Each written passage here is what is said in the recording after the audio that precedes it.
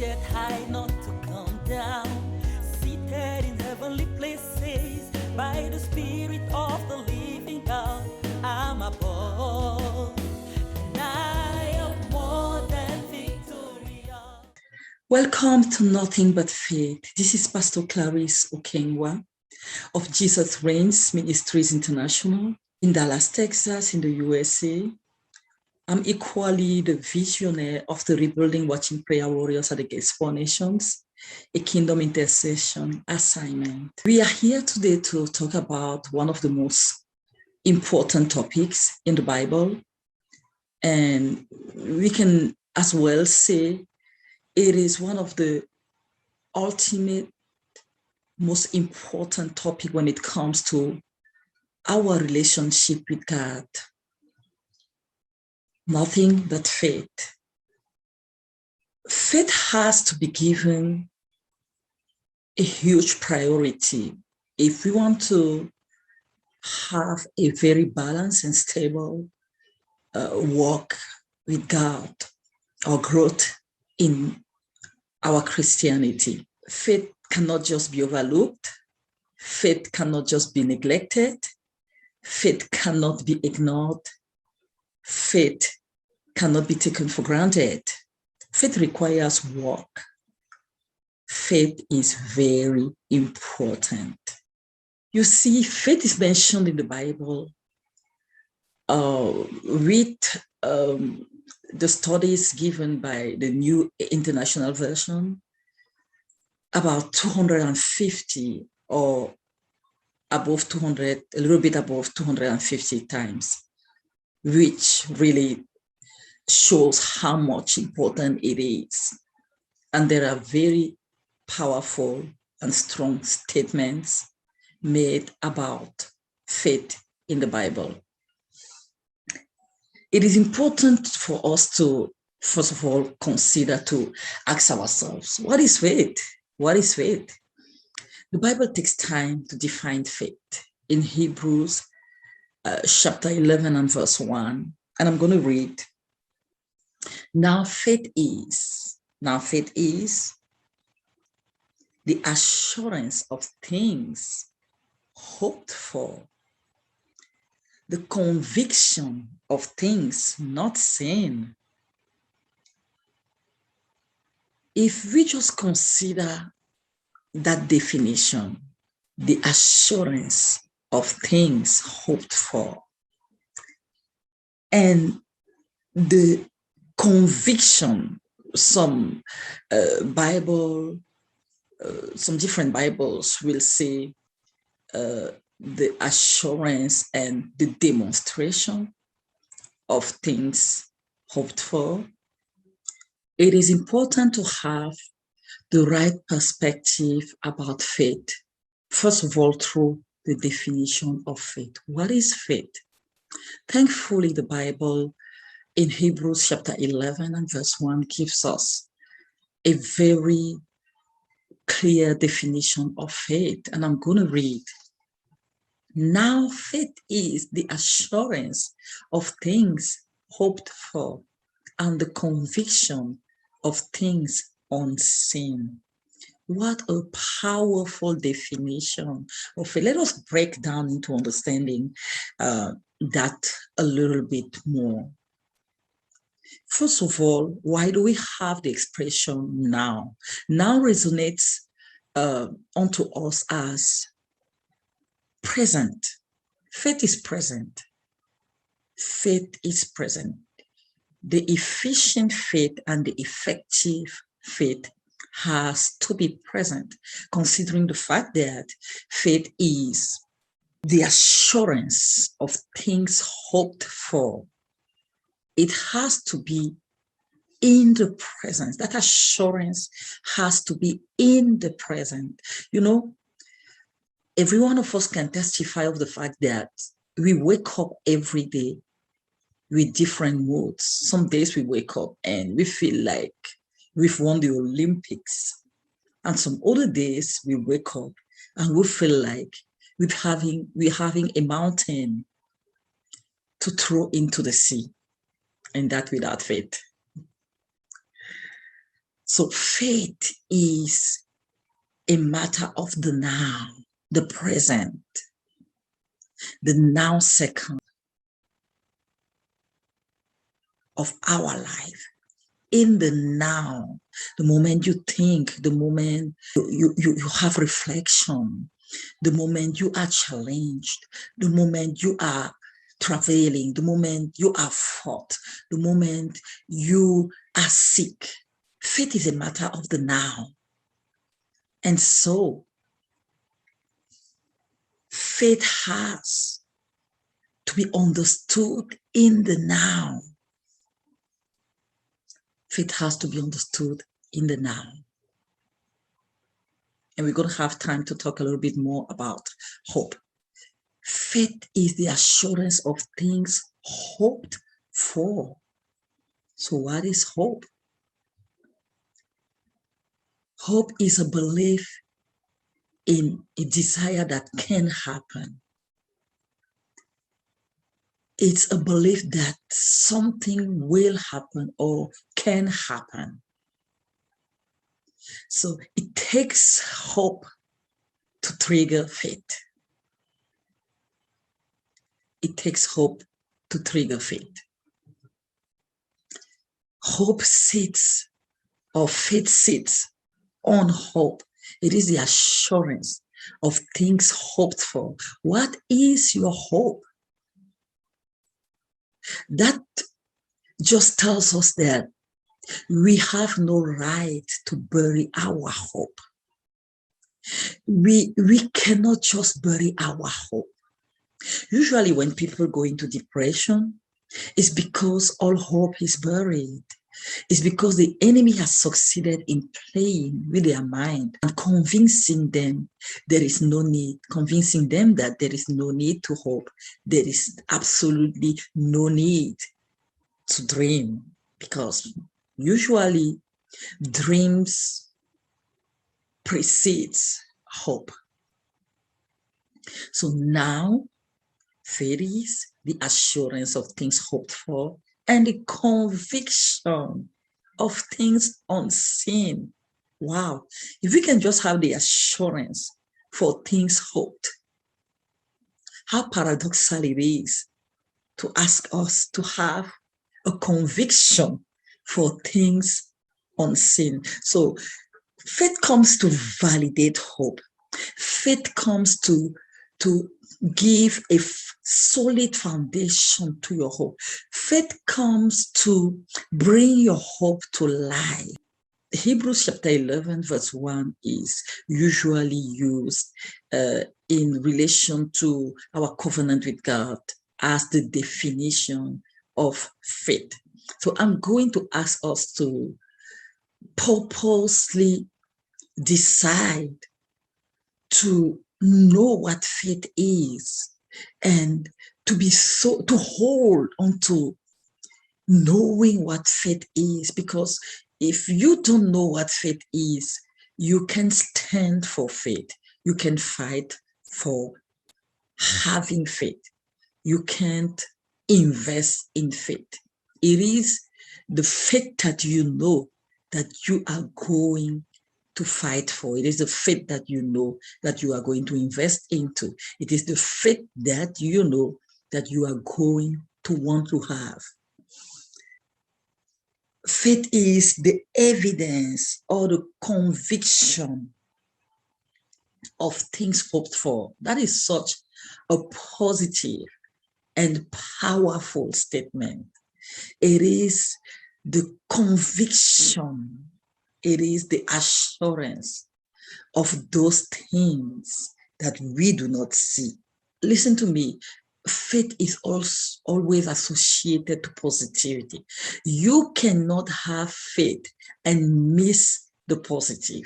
Faith will always direct you into the positive of life. In faith, there is no negative. In faith, it is positive. In faith, all things work together. In other words, the negative in faith works like the absolute need of the negative when you want to have power, electricity. You can't have electricity without the positive and the negative wires. You need the both of them. And so it is for faith. With faith, even negative experiences prepare you for the positives. All things work together. Even negative experiences prepare you for the positive. Faith is the birthing of the materialization of your hope. Faith is the substance of your hope. Faith brings all the benefits of salvation into our lives. In other words, faith is relevant for life. Faith will always speak relevance, efficacy, or blessing to our lives. Ephesians chapter 2, verse 8 and verse 9, will give us a better understanding of the benefits of faith. So this includes healing, prosperity, peace, joy, love. In First Peter chapter 1 and verse 8, it includes deliverance from demons. So the world of adversity, the spiritual realm, the adversity in the spiritual realm. It is by faith that we are able to prevail, to stand, to prevail against the devices of the enemy, to understand them, have an insight in them. It is by faith that we leap over walls. It is by faith that we overcome the powers of hell. It is by faith that the gates of hell will not prevail against us. It is by faith that we triumph and we walk upon serpents and scorpions and all the power of the enemy. It is by faith. It is by faith that we overcome the cycle of curses against our lives. It is by faith that we walk in sanctification, that we have a sound mind, that we have victory in our emotions. It is by faith. It is by faith that we even ensure and assure the salvation of our soul. It is because of faith in our lives that we, on a daily basis, renew our salvation stand, our salvation integrity. We're going to conclude our communication of faith, nothing but faith, with a very important section of testimonies. We're going to consider biblical testimonies or scriptural testimonies as well as personal testimonies. I'm going to take us into the book of 2 Kings, chapter 4, verse 8 to 37. And I'm going to have us read it personally, but the story is a very common story in the Bible. The Shunammite woman and prophet Elijah. A wealthy woman, a prominent woman among her people, who had received basically a lot from life, but no male child. And she happened to notice that the prophet was passing through her city often, and she decided to open her doors to the prophet to the extent of building an upper room in her house for the benefit of the prophet. And one day, as the prophet had to pass through her house, he was burdened with praying for her to have a son. And after praying for her, she was able to conceive and she had a son. But later on, the Bible tells us that one day, as the son was in the field with the father, he started complaining about not feeling well. And the father asked his servant to take him to his mother. And he got to his mother and he died. let's pay attention to the attitude, because faith is a matter of attitude. Faith is a matter of actions, and faith is a matter of results. She took the child and laid him on the bed of the prophet. That just by itself, that action speaks volume. That was a faith action. She could have decided to cry, to run to her husband and cry over the dead child, but she laid him on the bed of the prophet. In other words, she immediately decided to turn to the supernatural. She had hope in something. Her hope was that if I lay him on the bed of the prophet, something will happen. But the Bible says that she laid him on the bed of the prophet. Eventually, he didn't just jump back alive. She settled her donkey and she went to the prophet. She did not tell her husband what had happened to the child. She went to the prophet. And when she got to the prophet, she prostrated before the prophet, and she had what I call a reasoning together with the servant of God, who at that point is represented an attorney between her and God, or a lawyer between her and God. And because of time, I'm just going to ask us to go through the story to see exactly what were her words to the prophet. Why did you lie to me? That was a reasoning together. And the prophet decided to send his servant, but she didn't follow the servant. She made sure that she had the prophet come with her. And eventually, when the prophet got to her house, he prayed for the child, and the child came back to life. But there are some very, very strong statements made by the Shunammite woman. Her husband asked her, is everything okay? Is all right? And she said, it's all right. And that has been a song that has traveled globally into the body of Christ. It's all right, it's all right, it's all right, it's all right, it's all right, it's all right. It's sung in America, in Africa, all over the world. But faith commands action, attitude, mindset, belief. A couple of days ago, I had a challenging situation, and I was having a talk with the Lord, and it was a reasoning together talk with the Lord. And I went to bed, and I found myself in a dream. And in that dream, I was driving my previous car. And at a moment in the dream, I saw a double of me driving the car, and the other double was outside watching what was going to happen to the car. And the car had a very terrible accident, very horrible accident, somersaulted and just crushed together, crushed flat together, crushed like matched by a truck, completely flattened. And I saw myself stretching my hands towards the car, and a power came out of my hand and started influencing the car.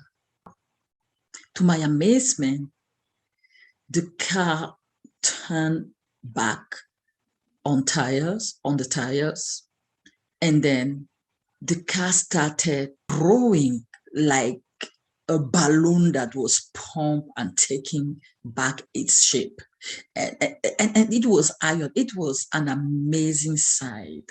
I just saw the car reshaping, and it was a gradual, steady move until it took its original shape, as well as it was polished, It was shiny. It was brand new. And immediately, even though it was a supernatural experience, a dream, or let's say a revelation, I was conscious that the Lord was teaching me something. And at that point, I was amazed and I started considering that the Lord wanted me to value and to be aware of what was invested in me. Faith stands upon what is invested in us. Faith stands upon, the Bible tells us that we prosper according to the power that is in us. The Lord causes us to prosper according to the power that dwells in us. And in the next session, we're going to examine what this power is really about. There was a second step into the dream, and I found myself by the side of the globe. And when I say the globe, it wasn't just a picture of the globe. No, it was the globe. It was giant. I was standing by the side and I just had this huge round globe in the space. And the image was like night, and then there were stars and lights reflecting on the globe. And while I was standing by it, there was a big distance between me and the globe, and I was in the space. But I was standing on, I think I was standing on a firm ground, but I'm not going to say it was the ground. I don't know what it was, but I was in the space.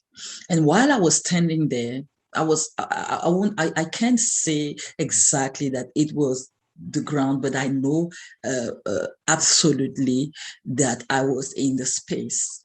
And while I was standing there, a first person came, and there was a distance between the globe and me, and there was a vacuum. That distance was a vacuum, and anybody that ventured to try to jump into the globe from the point where I was going to be swallowed by that vacuum.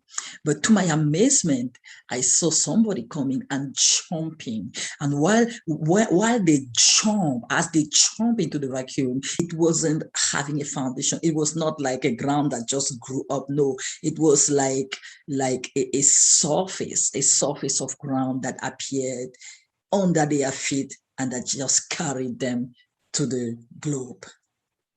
And that happened for the first person, and that happened for the second person. And immediately I was again in the mood of, what is the lesson here, Lord? And he told me, unless you jump, the surface will not appear to receive you. So it is your jump into the invisible, into the unknown, that brings you. With faith, you cannot wait to have all the equation before you step, before you believe, before you stand, before you have confidence in your hope. You have to learn how to stand, and the more you stand, the more you're going to see the manifestation of your faith. But the question here is, what do you stand upon? That is going to be the subject of our next session. And I'm going to ask you to subscribe, to share the video. We'll be pleased to have you for our next session of Nothing But Faith.